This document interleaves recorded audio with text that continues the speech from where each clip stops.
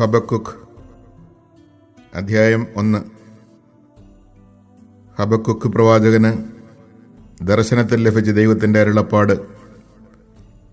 കർത്താവെ, എത്ര നാൾ ഞാൻ സഹായത്തിനായി വിളിച്ചപേക്ഷിക്കുകയും അങ്ങത് കേൾക്കാതിരിക്കുകയും ചെയ്യും? എത്ര നാൾ അക്രമമെന്ന് പറഞ്ഞ് ഞാൻ വിലപിക്കുകയും അങ്ങനെ രക്ഷിക്കാതിരിക്കുകയും ചെയ്യും? തിന്മകളും ദുരിതങ്ങളും കാണാൻ എനിക്ക് അങ്ങ് എന്തുകൊണ്ട് ഇടവരുത്തുന്നു?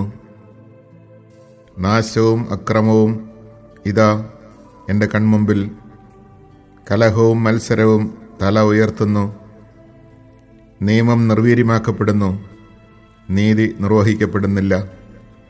ദുഷ്ടൻ നീതിമാനെ വളയുന്നു, നീതി വികലമാക്കപ്പെടുന്നു. ജനതകളുടെ ഇടയിലേക്ക് നോക്കി വിസ്മയഭരിതരാകുവിൻ. പറഞ്ഞാൽ വിശ്വസിക്കാനാവാത്ത ഒരു പ്രവൃത്തി നിങ്ങളുടെ നാളുകളിൽ ഞാൻ ചെയ്യാൻ പോകുന്നു. ഇതാ, ഞാൻ തിക്തവും വേഗമേറിയതുമായ കൽദായ ജനതയെ ഇളക്കിവിടുന്നു. തങ്ങളുടേതല്ലാത്ത വസതികൾ സ്വന്തമാക്കാൻ അവർ ഭൂതലമാകെ മുന്നേറുന്നു. ഭയവും ഭീകരതയും വിതയ്ക്കുന്നവരാണ് അവർ. നീതിയും ന്യായവും അവർ തീരുമാനിക്കുന്നത് തന്നെ. അവരുടെ കുതിരകൾക്ക് പുള്ളിപ്പുലികളെക്കാൾ വേഗതയുണ്ട്, അവയ്ക്ക് ഇര തേടുന്ന ചെന്നായേക്കാൾ ഭീകരതയുണ്ട്. അവരുടെ കുതിരപ്പടയാളികൾ ഗർവോടെ മുന്നേറുന്നു. അവരുടെ കുതിരപ്പടയാളികൾ വിദൂരത്ത് നിന്ന് വരുന്നു. ഇരയെ വിഴുങ്ങാൻ വെമ്പൽ കൊള്ളുന്ന കഴുകനെ പോലെ അവർ പറന്നടുക്കുന്നു. അവർ അക്രമവുമായി വരുന്നു. അവർക്ക് മുൻപേ അവരെക്കുറിച്ചുള്ള ഭീതി നീങ്ങുന്നു. അവരുടെ തടവുകാർ മണൽത്തരി പോലെ അസംഖ്യമാണ്. അവർ രാജാക്കന്മാരെ പരിഹസിക്കുന്നു, പ്രഭുക്കന്മാരെ അവഹേളിക്കുന്നു. കോട്ടകളെ അവർ നിസ്സാരമായി തള്ളുന്നു. മൺതിട്ട ഉയർത്തി അവർ അത് പിടിച്ചെടുക്കുന്നു. കാറ്റുപോലെ അവർ വീശി കടന്നു പോകുന്നു. സ്വന്തം ശക്തിയെ ദൈവമായി കരുതിയിരുന്നവർ പരിഭ്രാന്തരാകുന്നു. എൻ്റെ ദൈവമേ, അങ്ങ് അനാദി മുതലേ കർത്താവും പരിശുദ്ധനും അമർത്യനുമാണല്ലോ. കർത്താവെ, അങ്ങ് അവരെ ന്യായവിധിക്കായി നിയോഗിച്ചിരിക്കുന്നു. അഭയശിലയായവനെ അങ്ങ് അവരെ ശിക്ഷയ്ക്കായി നീക്കിവച്ചിരിക്കുന്നു. അങ്ങയുടെ കണ്ണുകൾ തിന്മ ദർശിക്കാൻ അനുവദിക്കാത്ത വിധം പരിശുദ്ധമാണല്ലോ. അകൃത്യം നോക്കി നിൽക്കാൻ അങ്ങയ്ക്ക് കഴിയുകയില്ല. അവിശ്വസ്തരായ മനുഷ്യരെ അങ്ങ് കടാക്ഷിക്കുന്നതും ദുഷ്ടൻ തന്നെക്കാൾ നീതിമാനായ മനുഷ്യനെ വിഴുങ്ങുന്നതും കണ്ടിട്ട് അങ്ങ് മൗനം ദീക്ഷിക്കുന്നതും എന്തുകൊണ്ട്? അങ്ങ് മനുഷ്യരെ കടലിലെ മത്സ്യങ്ങളെപ്പോലെ, നാഥനില്ലാത്ത ഇഴജന്തുക്കളെപ്പോലെ ആക്കുന്നത് എന്തുകൊണ്ട്? അവൻ അവരെയെല്ലാം ചൂണ്ടയിട്ട് പിടിക്കുന്നു, വലയിൽ കുടുക്കി വലിച്ചെടുക്കുന്നു, തൻ്റെ കോരുവലയിൽ അവയെ ശേഖരിക്കുന്നു. അപ്പോൾ അവൻ സന്തോഷിച്ചുല്ലസിക്കുന്നു. തന്നിമിത്തം അവൻ തൻ്റെ വലയ്ക്ക് ബലികളും തൻ്റെ കോരുവലയ്ക്ക് ധൂപവും അർപ്പിക്കുന്നു. അവ മൂലമാണല്ലോ അവൻ സമൃദ്ധിയിൽ കഴിയുന്നതും സമ്പന്നമായി ആഹാരം കഴിക്കുന്നതും. ജനതകളെ നിരന്തരം നിർദ്ദയമായി വധിച്ചുകൊണ്ട് അവൻ വല കുടഞ്ഞ് ശൂന്യമാക്കിക്കൊണ്ടിരിക്കുമോ?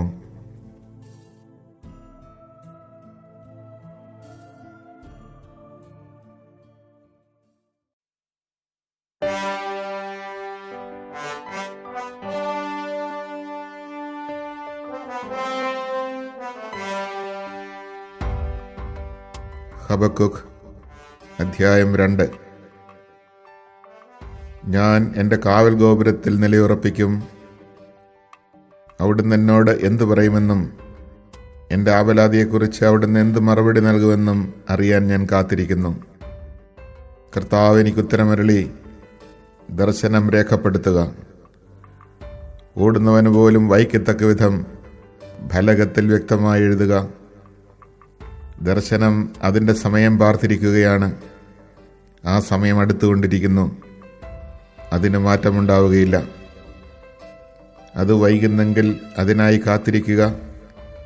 അത് തീർച്ചയായും വരും. അത് താമസിക്കുകയില്ല.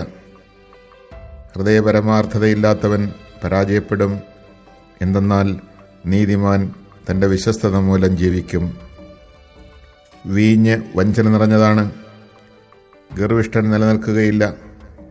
അവൻ്റെ അത്യാഗ്രഹം പാതാളം പോലെ വിസ്താരമുള്ളതാണ്. മൃത്യുവിനെ പോലെ അവൻ ഒരിക്കലും മതി വരികയില്ല.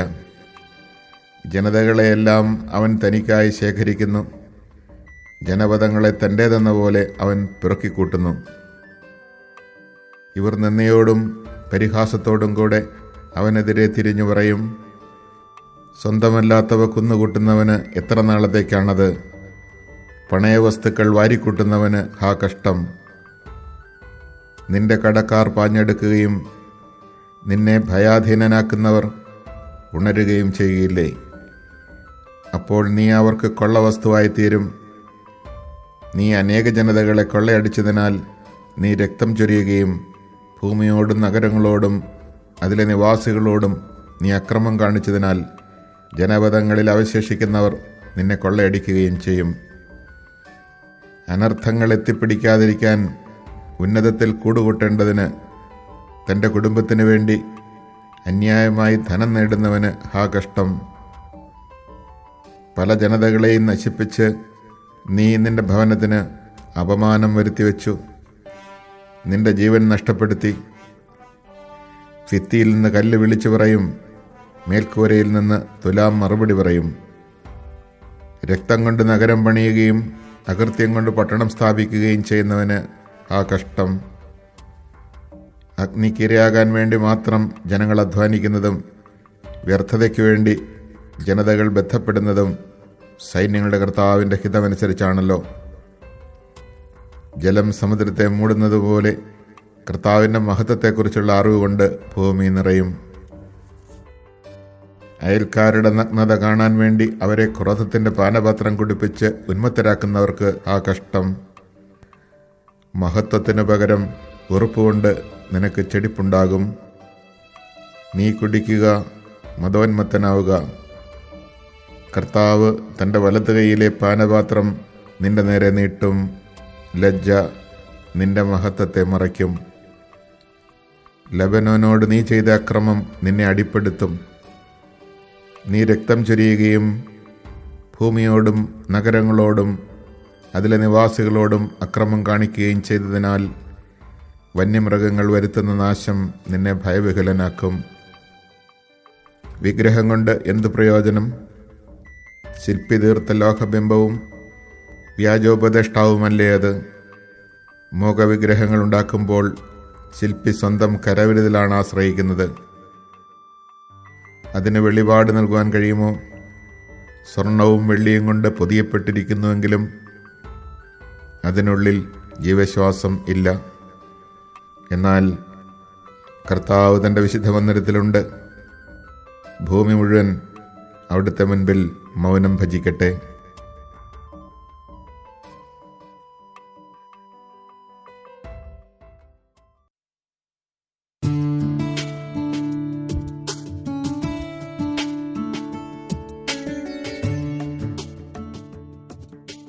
ഹബക്കൂക്ക് അധ്യായം 3. ഹബക്കൂക്ക് പ്രവാചകൻ വിലാപരാഗത്തിൽ രചിച്ച പ്രാർത്ഥനാഗീതം. കർത്താവേ, അങ്ങയെപ്പറ്റിയും അങ്ങയുടെ പ്രവൃത്തിയെപ്പറ്റിയും കേട്ട് ഞാൻ ഭയന്നു. ഞങ്ങളുടെ നാളുകളിൽ അങ്ങയുടെ പ്രവൃത്തി ആവർത്തിക്കണമേ. ഞങ്ങളുടെ നാളുകളിൽ അത് വെളിപ്പെടുത്തണമേ. ക്രുദ്ധനാകുമ്പോൾ അങ്ങയുടെ കരുണയെ അനുസ്മരിക്കണമേ. ദൈവം തേമാനിൽ നിന്ന്, പരിശുദ്ധൻ പാരാൻ പർവ്വതത്തിൽ നിന്ന് വന്നു. അവിടുത്തെ മഹത്വം ആകാശങ്ങളെ മൂടി. അവിടുത്തെ സ്തുതികളാൽ ഭൂമി നിറഞ്ഞു. അവിടുത്തെ ശോഭ പ്രകാശം പോലെ പരക്കുന്നു. അവിടുത്തെ കരങ്ങളിൽ നിന്ന് രശ്മികൾ വീശുന്നു. അവിടെ തൻ്റെ ശക്തി മറച്ചു വച്ചിരിക്കുന്നു. പകർച്ചവ്യാധി അവിടുത്തെ മുമ്പേ നീങ്ങുന്നു. മഹാമാരി അവിടുത്തെ തൊട്ടു പിന്നിലുണ്ട്. അവിടുന്ന് എഴുന്നേറ്റ് ഭൂമിയെ അളന്നു. അവിടുന്ന് ജനതകളെ നോക്കി വിറപ്പിക്കുന്നു. അപ്പോൾ നിത്യപർവ്വതങ്ങൾ ചിതറിപ്പോയി, ശാശ്വതഗിരികൾ മുങ്ങിപ്പോയി. അവിടുത്തെ മാർഗങ്ങൾ പണ്ടത്തേതുപോലെ തന്നെ. കുഷാന്റെ കൂടാരങ്ങൾ ദുരിതത്തിലാഴുന്നത് ഞാൻ കണ്ടു. മിതിയാൻ ദേശത്തിൻ്റെ തിരശീലകൾ വിറയ്ക്കുന്നു. കർത്താവേ, നദികൾക്കെതിരെയാണോ അവിടുത്തെ ക്രോധം? അങ്ങ് കുതിരപ്പുറത്തും വിജയരഥങ്ങളിലും സവാരി ചെയ്തപ്പോൾ അങ്ങയുടെ കോപം നദികൾക്കെതിരെയും അങ്ങയുടെ രോഷം സമുദ്രത്തിനു നേരെയും ആയിരുന്നുവോ? അങ്ങ് വില്ല് പുറത്തെടുത്ത് ഞാണിൽ അമ്പ് തൊടുത്തു. നദികളാൽ അങ്ങ് ഭൂമിയെ പിളർക്കുന്നു. പർവ്വതങ്ങൾ അങ്ങയെ കണ്ടു വിറച്ചു. മഹാപ്രവാഹങ്ങൾ എല്ലാം ഒഴുക്കിക്കളഞ്ഞു. ആഴി ഗർജിച്ചു. ഉയരത്തിലേക്ക് അതിൻ്റെ കൈകൾ ഉയർത്തി. അങ്ങയുടെ ചീറിപ്പായുന്ന അസ്ത്രങ്ങളുടെ പ്രകാശത്തിലും അങ്ങയുടെ തിളങ്ങുന്ന കുന്തത്തിൻ്റെ മിന്നലിലും സൂര്യനും ചന്ദ്രനും തങ്ങളുടെ സ്ഥാനത്ത് നിശ്ചലമായി. അങ്ങ് ക്രോധത്തോടെ ഭൂമിയെ ചവിട്ടി, കോപത്തോടെ ജനതകളെ മെതിച്ചു.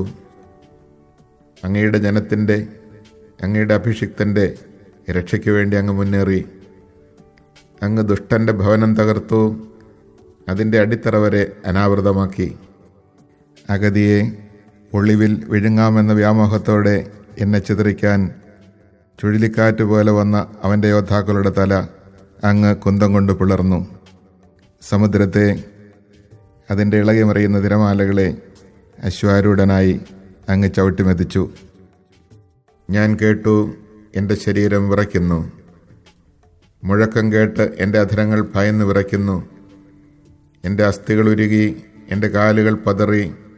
ഞങ്ങളെ ആക്രമിക്കാൻ വരുന്ന ജനതകളുടെ കഷ്ടകാലം ഞാൻ നിശബ്ദനായി കാത്തിരിക്കും.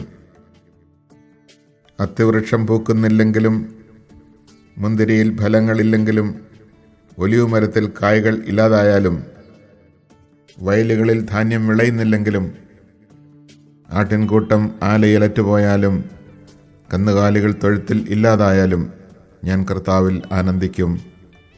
എൻ്റെ രക്ഷകനായ ദൈവത്തിൽ ഞാൻ സന്തോഷിക്കും. കർത്താവായ ദൈവമാണ് എൻ്റെ ബലം.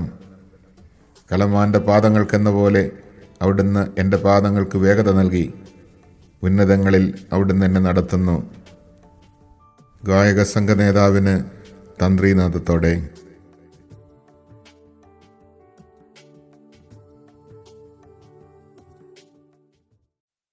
The Book of Habakkuk, Chapter 1. The oracle which Habakkuk the prophet received in vision.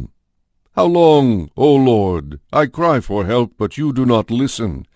I cry out to you violence, but you do not intervene. Why do you let me see ruin? Why must I look at misery?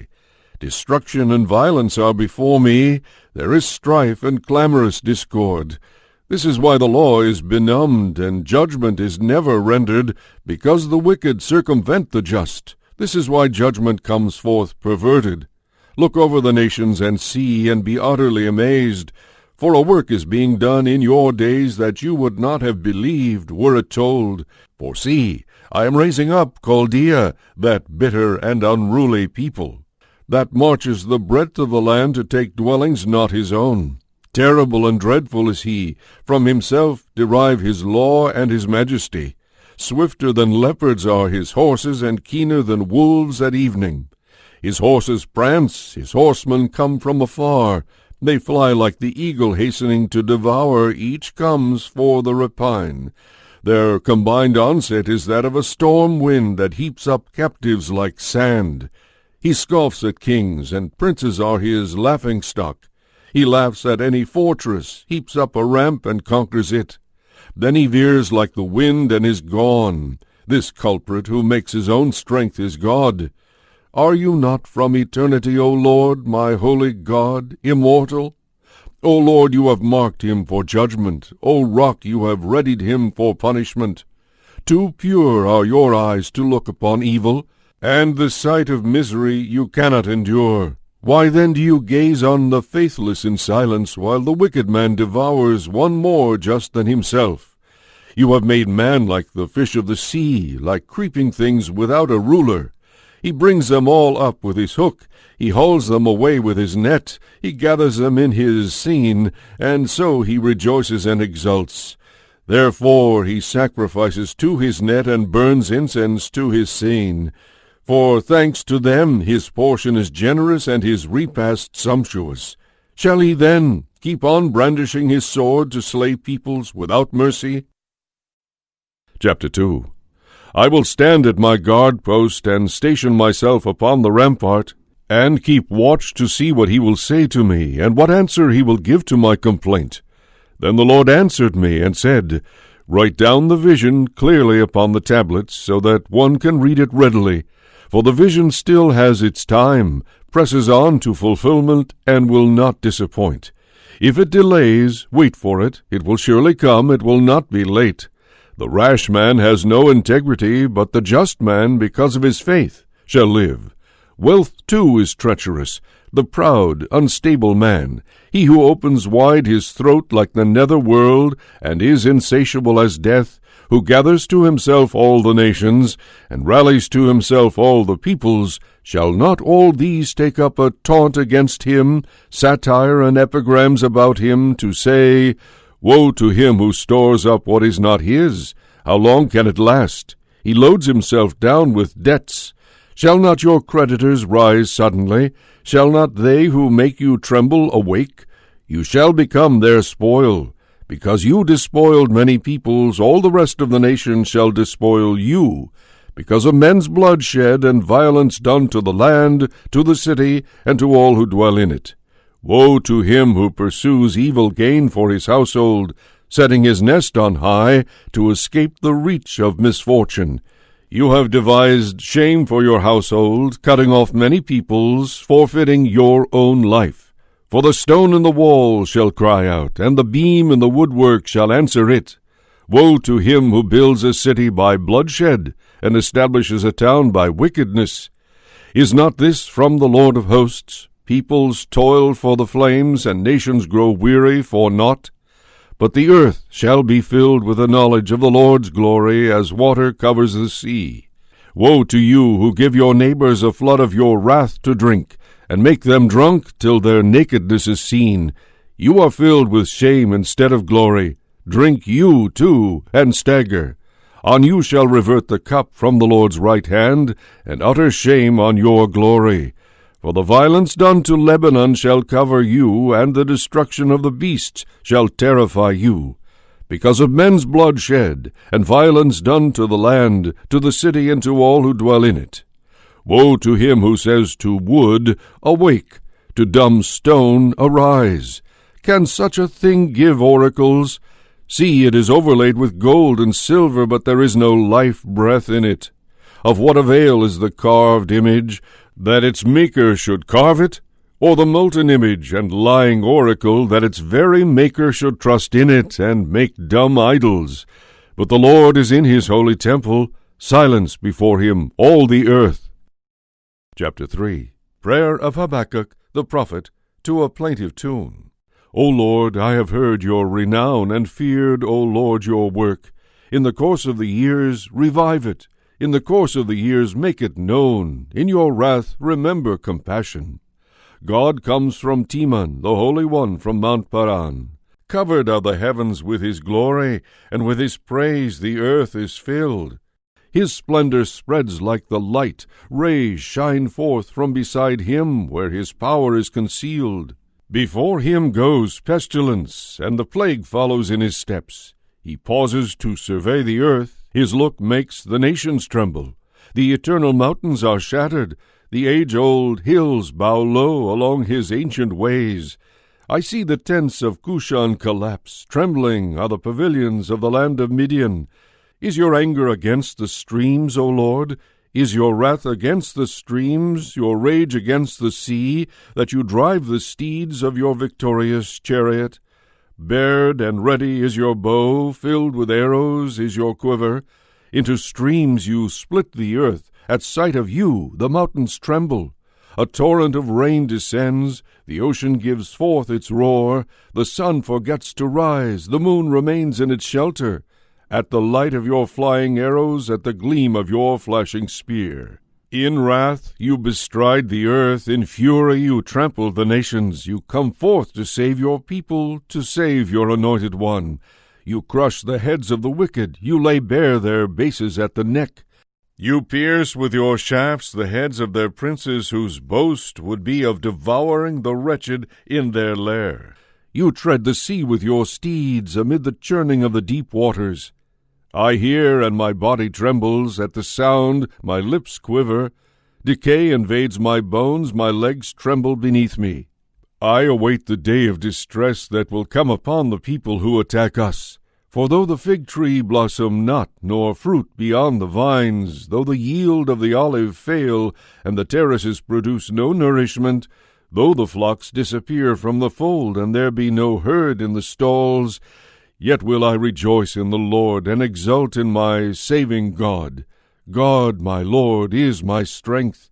He makes my feet swift as those of hinds, and enables me to go upon the heights. For the leader with stringed instruments,